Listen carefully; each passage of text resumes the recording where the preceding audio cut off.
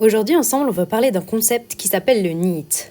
Tout d'abord, je vais vous expliquer ce que c'est et on va voir comment on peut utiliser cette dépense énergétique pour en faire un allié dans le cadre de notre perte de poids. Alors, le NEAT, qu'est-ce que c'est exactement? C'est un acronyme qui vient d'un mot anglais. Non-Exercise Activity Thermogenesis. Donc le NEAT, en fait, ça va représenter toutes les activités qu'on va faire dans notre journée qui vont dépenser de l'énergie, mais qui ne sont pas des activités sportives. Donc par exemple, ça inclut marcher, monter les escaliers, même gesticuler, changer de position quand on parle, faire ses courses. Enfin voilà, vous voyez tous les mouvements du quotidien qu'on peut faire et ça n'inclut pas donc le sport, des séances qui vont être vraiment ciblées pour dépenser de l'énergie. Voilà quelques exemples d'activités concrètes et j'y ai associé les dépenses énergétiques qui sont liées. Donc je vous ai donné les valeurs moyennes pour une heure pour une femme entre 60 et 65 kg. Donc forcément, plus on pèse lourd, plus on va dépenser d'énergie quand on va faire une activité physique. Donc dans la première catégorie que j'ai appelée loisirs actifs, il y a par exemple le jardinage, jouer avec les enfants, promener son chien. Et ça peut aller jusqu'à 400 calories pour le jardinage par exemple. Dans la catégorie déplacement-mobilité, vous avez évidemment la marche, se déplacer et monter et descendre les escaliers. Ça, vous voyez que c'est une énorme dépense énergétique. Pour une heure, évidemment, on ne va pas monter les escaliers pendant une heure. Mais du coup, vous voyez à quel point emprunter les escaliers régulièrement au lieu de prendre l'ascenseur, ça peut faire la différence si, par exemple, vous avez un bureau qui est à l'étage. Et dans les activités domestiques, on retrouve faire le ménage, ranger la maison, faire la cuisine debout, par exemple, qui peut aller jusqu'à 200 calories, ou faire les courses encore. Et donc, comment est-ce qu'on peut essayer dans son quotidien de tous les jours de bouger un petit peu plus, d'augmenter cette dépense énergétique qui ne va pas être en faisant des séances de sport spécifiques? Au travail, on peut essayer de se lever toutes les heures au lieu de rester inactif pendant plusieurs heures d'affilée. Ce sera bien aussi pour la circulation sanguine, pour plein de choses différentes. Ou alors, on peut utiliser évidemment les escaliers, comme je vous disais tout à l'heure, au lieu de prendre l'ascenseur. Au lieu d'envoyer un message ou un mail, on peut carrément aller parler à son collègue. Et à la maison, ça va être éviter toutes les choses qui nous facilitent la vie, comme commander à manger au lieu de faire à manger. Quand on regarde la télé pendant longtemps, on peut se dire on se lève pendant chaque pub. Bon, ça revient quand même assez fréquemment les pubs quand on regarde la télé, donc voilà, se lever un petit peu, marcher, aller faire quelque chose, mais voilà, pas rester dans le canapé pendant de longues heures d'affilée. Et pour les déplacements, on peut essayer d'optimiser tout ça. Si on se déplace en voiture, en se garant un petit peu plus loin pour avoir un petit peu plus de marche, en allant jusqu'à son travail, descendre un arrêt plus tôt si on prend les transports en commun, ou bien carrément marcher si on a simplement de petits trajets à faire.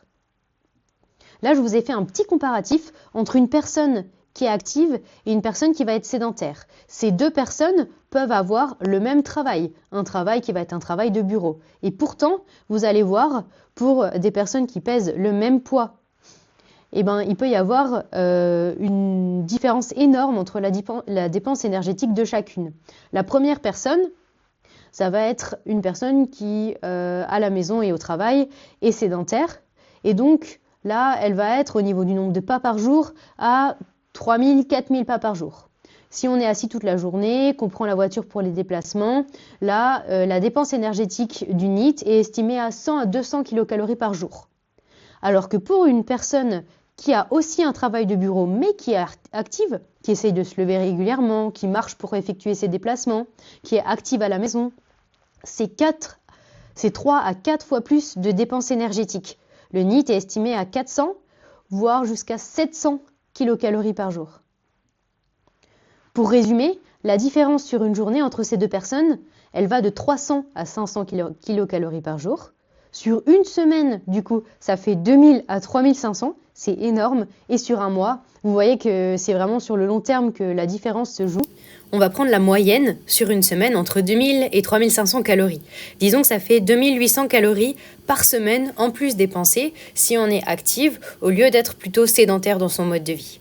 Donc par mois, ça fait en moyenne 12 000 kilocalories en plus dépensées Et ça équivaut, pour vous donner une petite idée, à 20 séances d'1 heure de course à pied, sans avoir mis les baskets une seule fois. Alors bien sûr, c'est pas le même effort en course à pied que voilà, avec les mouvements du quotidien, la marche quotidienne, mais vous vous rendez compte quand même de la différence et de l'importance du bénéfice que le NEAT peut apporter.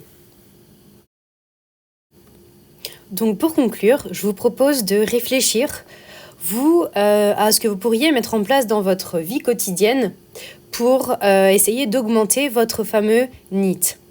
Donc, je vous ai proposé 3 petites actions à mettre en place dès aujourd'hui pour augmenter cette dépense énergétique.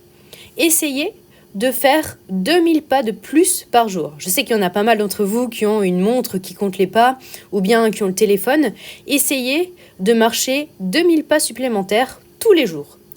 Pour vous donner une idée de ce que ça représente, 2000 pas par jour, en termes de temps, si vous marchez à une allure modérée, ça représente 20 minutes de marche par jour. Alors réfléchissez, est-ce que vous pouvez réussir à trouver 20 minutes de marche par jour, que ce soit, comme on a dit tout à l'heure, en descendant un arrêt plus tôt si vous prenez les transports en commun, en sortant 10 minutes si jamais vous êtes en télétravail, voilà. Ensuite, vous pouvez réfléchir à des activités en famille. Parce que quand on a une vie de famille, on n'a pas envie de s'exclure pour aller marcher, par exemple. Eh ben, essayez de trouver des activités en famille qui vous permettent de bouger, de dépenser un peu d'énergie, voilà, de respirer, de prendre l'air.